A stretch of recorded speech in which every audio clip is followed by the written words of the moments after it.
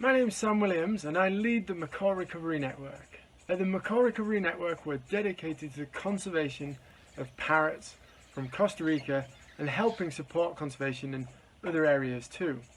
We're working primarily with the birds, and that involves working with wild birds to understand their situation. With the great green macaw, for example, they are moving around the country, and we need to understand that better so that we can protect the appropriate habitat for them and where they live.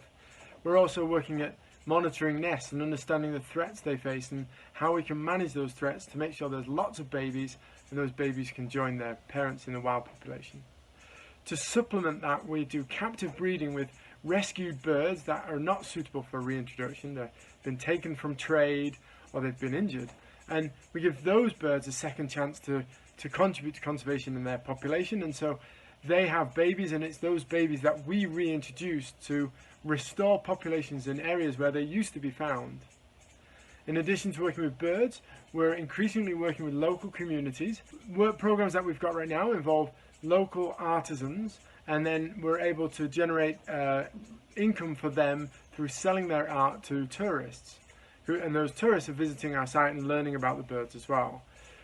We're looking at community development in the north of Costa Rica in Sarapiquí, and that's in areas where there are landowners who have really important trees, where the mountain almond trees, where the great green macaws nest. We're also looking at habitat, and we've developed a small native plant nursery which we're expanding. We're doing habitat restoration work, and that involves local community, and often is a great experience where we get loads of kids out and we're planting trees and teaching those kids at the same time. But we're also wanting to look at how we can secure land and whether that might be through land acquisition.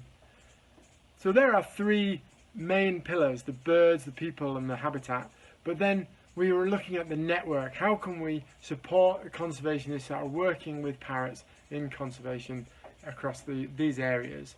And how can we support them? How can we help them to be more effective and ourselves, and learning from them as well? So it really is a network with lots of collaborations where we bring in international collaborations from experts who can help all of our partners and ourselves.